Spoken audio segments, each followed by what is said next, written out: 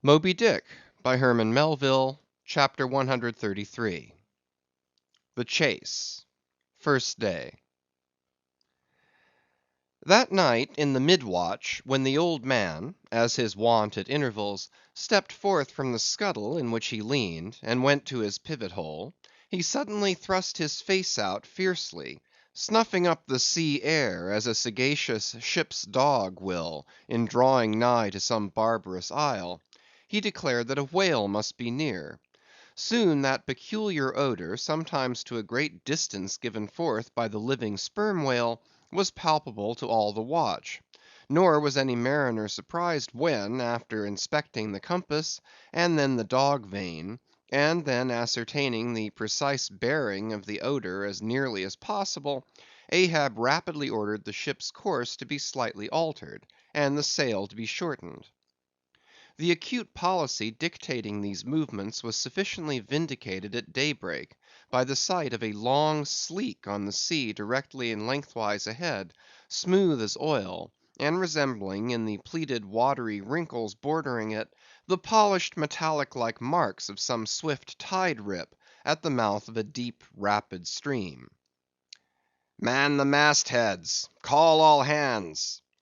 Thundering with the butts of 3 clubbed handspikes on the forecastle deck, Daggoo roused the sleepers with such judgment claps that they seemed to exhale from the scuttle, so instantaneously did they appear with their clothes in their hands. "What d'ye see?" cried Ahab, flattening his face to the sky. "Nothing, nothing, sir," was the sound hailing down in reply. "T'gallant sails, stun'sails, alow and aloft, and on both sides!" All sail being set, he now cast loose the life line reserved for swaying him to the main royal mast head, and in a few moments they were hoisting him thither, when while but 2/3 of the way aloft, and while peering ahead through the horizontal vacancy between the main topsail and the t'gallant sail, he raised a gull-like cry in the air. "There she blows! There she blows! A hump like a snow hill! It is Moby-Dick!"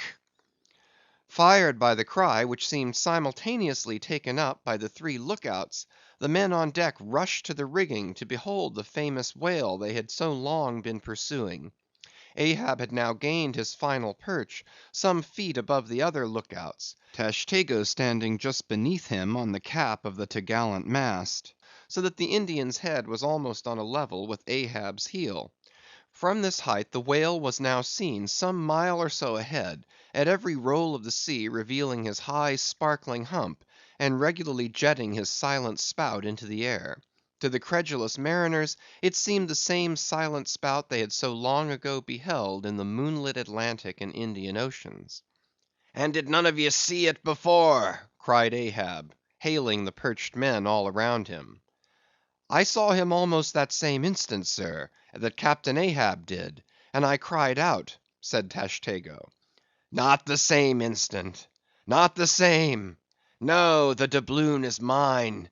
Fate reserved the doubloon for me. I only. None of ye could have raised the white whale first. There she blows! There she blows! There she blows! There again! There again!" he cried out in long-drawn, lingering, methodic tones, attuned to the gradual prolongings of the whale's visible jets. "He's going to sound! In stun'sails! Down t'gallant sails! Stand by 3 boats! Mr. Starbuck, remember, stay on board and keep the ship. Helm there! Luff, luff a point! So, steady, man, steady! There go flukes! No, no, only black water! Already the boats there! Stand by! Stand by! Lower me, Mr. Starbuck! Lower, lower! Quick, quicker!" And he slid through the air to the deck. "He's heading straight to leeward, sir," cried Stubb. "Right away from us. Cannot have seen the ship yet." "Be dumb, man! Stand by the braces! Hard down the helm! Brace up! Shiver her, shiver her! So, well that! Boats, boats!" Soon all the boats but Starbuck's were dropped, all the boat sails set, all the paddles plying, with rippling swiftness shooting to leeward, and Ahab heading the onset.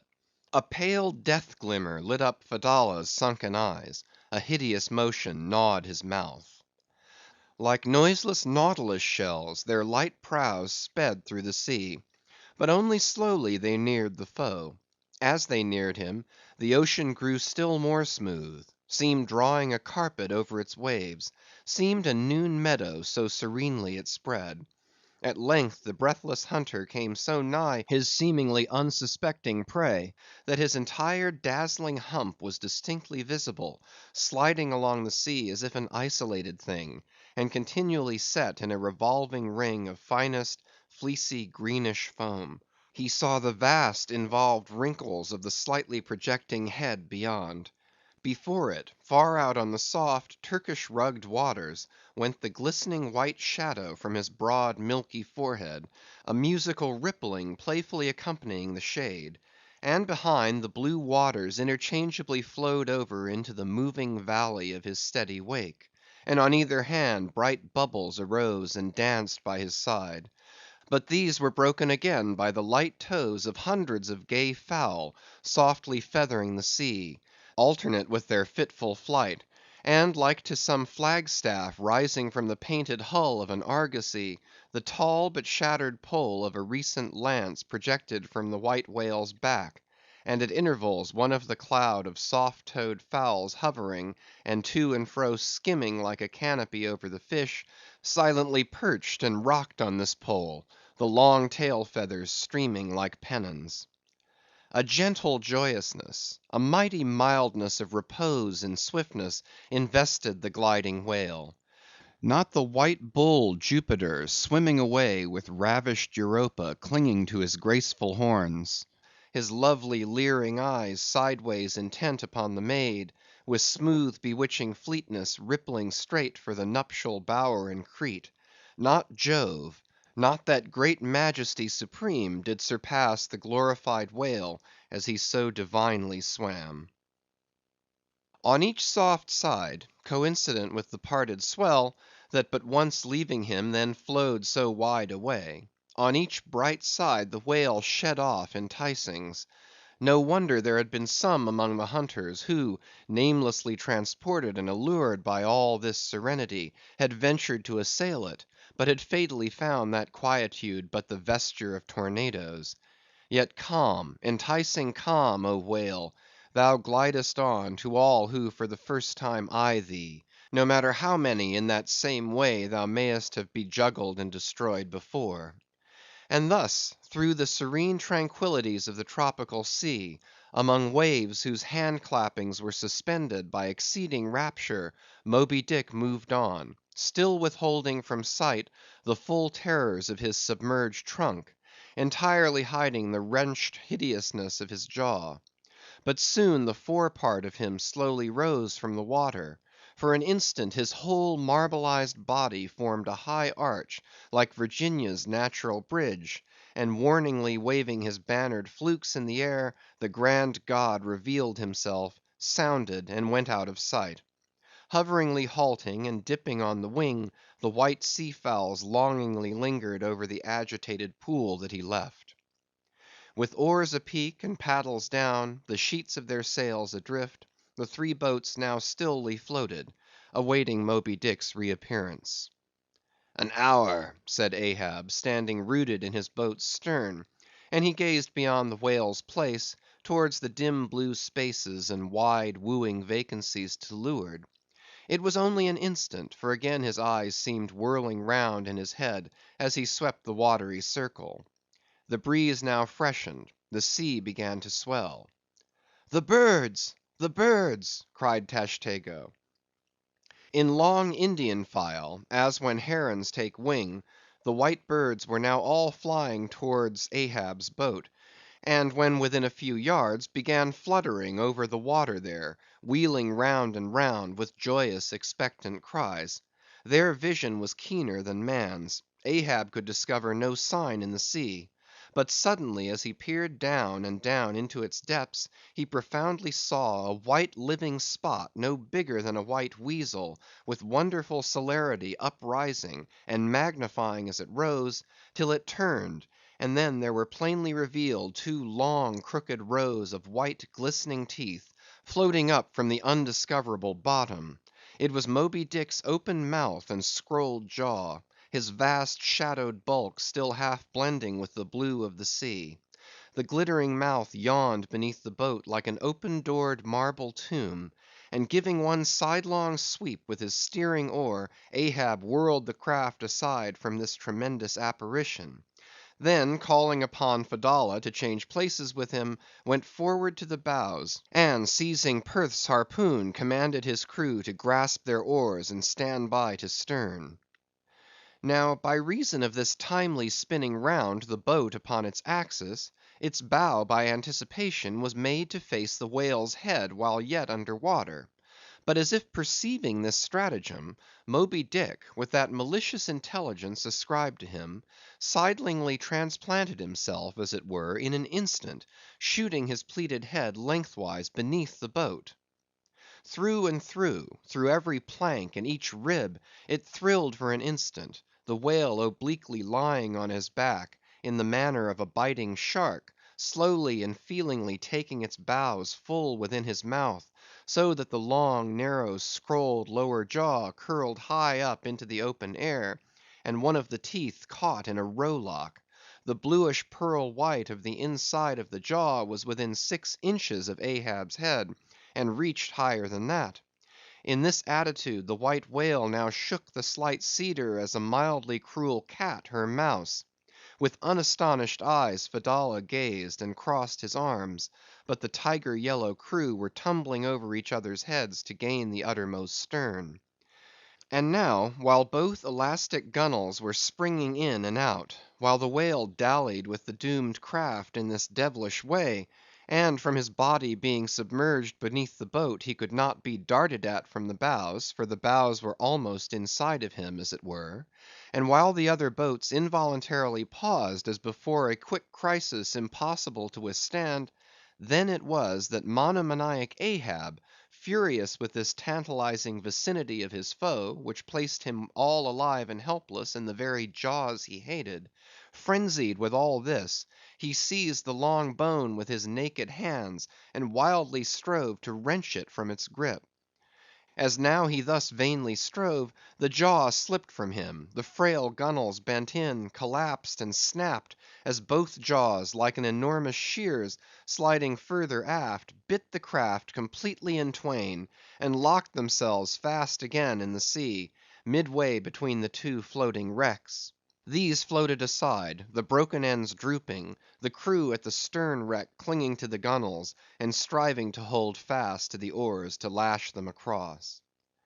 At that preluding moment, ere the boat was yet snapped, Ahab, the first to perceive the whale's intent by the crafty upraising of his head, a movement that loosed his hold for the time; at that moment his hand made one final effort to push the boat out of the bight, but only slipping further into the whale's mouth, and tilting over sideways as it slipped, the boat had shaken off his hold on the jaw, spilled him out of it, as he leaned to the push, and so he fell flat-faced upon the sea. Ripplingly withdrawing from his prey, Moby Dick now lay at a little distance, vertically thrusting his oblong white head up and down in the billows, and at the same time slowly revolving his whole spindled body, so that when his vast wrinkled forehead rose, some 20 or more feet out of the water, the now rising swells, with all their confluent waves, dazzlingly broke against it, vindictively tossing their shivered spray still higher in the air. So in a gale, the but half baffled Channel billows only recoil from the base of the Eddystone, triumphantly to overleap its summit with their scud. Footnote: This motion is peculiar to the sperm whale. It receives its designation, pitch-poling, from its being likened to that preliminary up and down poise of the whale lance in the exercise called pitch-poling previously described. By this motion the whale must best and most comprehensively view whatever objects may be encircling him. End of footnote. But soon resuming his horizontal attitude, Moby Dick swam swiftly round and round the wrecked crew, sideways churning the water in his vengeful wake, as if lashing himself up to still another and more deadly assault. The sight of the splintered boat seemed to madden him, as the blood of grapes and mulberries cast before Antiochus's elephants in the book of Maccabees. Meanwhile Ahab, half smothered in the foam of the whale's insolent tail, and too much of a cripple to swim, though he could still keep afloat even in the heart of such a whirlpool as that, helpless Ahab's head was seen, like a tossed bubble which the least chance shock might burst. From the boat's fragmentary stern, Fedallah incuriously and mildly eyed him; the clinging crew at the other drifting end could not succor him; more than enough was it for them to look to themselves. For so revolvingly appalling was the White Whale's aspect, and so planetarily swift the ever contracting circles he made, that he seemed horizontally swooping upon them. And though the other boats, unharmed, still hovered hard by, still they dared not pull into the eddy to strike, lest that should be the signal for the instant destruction of the jeopardized castaways, Ahab and all; nor, in that case, could they themselves hope to escape. With straining eyes, then, they remained on the outer edge of the direful zone, whose centre had now become the old man's head. Meantime, from the beginning, all this had been descried from the ship's mast heads, and squaring her yards, she had borne down upon the scene, and was now so nigh that Ahab in the water hailed her. "Sail on the—" But that moment a breaking sea dashed on him from Moby-Dick, and whelmed him for the time. But struggling out of it again, and chancing to rise on the towering crest, he shouted, "Sail on the whale! Drive him off!" The Pequod's prows were pointed, and breaking up the charmed circle, she effectually parted the White Whale from his victim. As he sullenly swam off, the boats flew to the rescue. Dragged into Stubb's boat with bloodshot, blinded eyes, the white brine caking in his wrinkles, the long tension of Ahab's bodily strength did crack, and helplessly he yielded to his body's doom, for a time lying all crushed in the bottom of Stubb's boat, like one trodden under foot of herds of elephants. Far inland, nameless wails came from him, as desolate sounds from out ravines. But this intensity of his physical prostration did but so much the more abbreviate it. In an instant's compass, great hearts sometimes condense to one deep pang the sum total of those shallow pains kindly diffused through feebler men's whole lives; and so such hearts, though summary in each one suffering, still, if the gods decree it, in their lifetime aggregate a whole age of woe, wholly made up of instantaneous intensities. For even in their pointless centres, those noble natures contain the entire circumferences of inferior souls. "The harpoon," said Ahab, halfway rising, and draggingly leaning on one bended arm. "Is it safe?" "Aye, sir, for it was not darted. This is it," said Stubb, showing it. "Lay it before me. Any missing men?" "1, 2, 3, 4, 5. There were 5 oars, sir, and here are 5 men." "That's good. Help me, man. I wish to stand. So, so, I see him. There, there. Going to leeward still. What a leaping spout. Hands off from me. The eternal sap runs up in Ahab's bones again. Set the sail. Out oars. The helm." It is often the case that when a boat is stove, its crew being picked up by another boat, help to work that second boat, and the chase is thus continued with what is called double banked oars. It was thus now. But the added power of the boat did not equal the added power of the whale, for he seemed to have treble banked his every fin, swimming with a velocity which plainly showed that if now under these circumstances pushed on, the chase would prove an indefinitely prolonged if not a hopeless one; nor could any crew endure for so long a period such an unintermitted, intense straining at the oar, a thing barely tolerable only in some one brief vicissitude. The ship itself then, as it sometimes happens, offered the most promising intermediate means of overtaking the chase. Accordingly, the boats now made for her, and were soon swayed up to their cranes, the 2 parts of the wrecked boat having been previously secured by her. and then hoisting everything to her side, and stacking her canvas high up, and sideways outstretching it with stunsails like the double-jointed wings of an albatross, the Pequod bore down in the leeward wake of Moby-Dick. At the well-known methodic intervals, the whale's glittering spout was regularly announced from the manned mastheads, and when he would be reported as just gone down, Ahab would take the time, and then pacing the deck, binnacle watch in hand, so soon as the last second of the allotted hour expired, his voice was heard. "Whose is the doubloon now? D'ye see him?" And if the reply was "No, sir," straightway he commanded them to lift him to his perch. In this way the day wore on, Ahab now aloft and motionless, anon unrestingly pacing the planks. As he was thus walking, uttering no sound except to hail the men aloft, or to bid them hoist a sail still higher, or to spread one to a still greater breadth; thus to and fro pacing beneath his slouched hat, at every turn he passed his own wrecked boat, which had been dropped upon the quarter deck, and lay there reversed, broken bow to shattered stern. At last he paused before it, and as in an already overclouded sky fresh troops of clouds will sometimes sail across, so over the old man's face there now stole some such added gloom as this. Stubb saw him pause, and perhaps intending, not vainly though, to evince his own unabated fortitude, and thus keep up a valiant place in his captain's mind, he advanced, and eyeing the wreck, exclaimed, "The thistle the ass refused; it pricked his mouth too keenly, sir, ha, ha!" "What soulless thing is this that laughs before a wreck? Man, man, did I not know thee brave as fearless fire, and as mechanical, I could swear thou wert a poltroon. Groan nor laugh should be heard before a wreck." "Aye, aye, sir," said Starbuck drawing near. "'Tis a solemn sight, an omen and an ill one." "Omen, omen! The dictionary! If the gods think to speak outright to man, they will honorably speak outright, not shake their heads and give an old wives' darkling hint. Begone! Ye two are the opposite poles of one thing. Starbuck is Stubb reversed, and Stubb is Starbuck. And ye two are all mankind.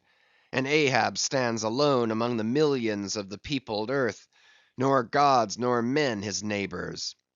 Cold, cold, I shiver. How now? Aloft there! D'ye see him? Sing out for every spout, though he spout 10 times a second." The day was nearly done; only the hem of his golden robe was rustling. Soon it was almost dark, but the look out men still remained unset. "Can't see the spout now, sir; too dark," cried a voice from the air. "How heading when last seen?" "As before, sir; straight to leeward." "Good; he will travel slower now 'tis night. Down royals and t'gallant stunsails, Mr. Starbuck; we must not run over him before morning. He's making a passage now, and may heave to a while. Helm there! Keep her full before the wind. Aloft, come down! Mr. Stubb, send a fresh hand to the foremast head, and see it manned till morning." Then advancing toward the doubloon in the mainmast, "Men, this gold is mine, for I earned it; but I shall let it abide here till the white whale is dead; and then whosoever of ye first raises him, upon the day he shall be killed, this gold is that man's; and if on that day I shall again raise him, then 10 times its sum shall be divided among all of ye. Away now! The deck is thine, sir." And so saying, he placed himself half way within the scuttle, and slouching his hat, stood there till dawn, except when at intervals rousing himself to see how the night wore on. CHAPTER 133.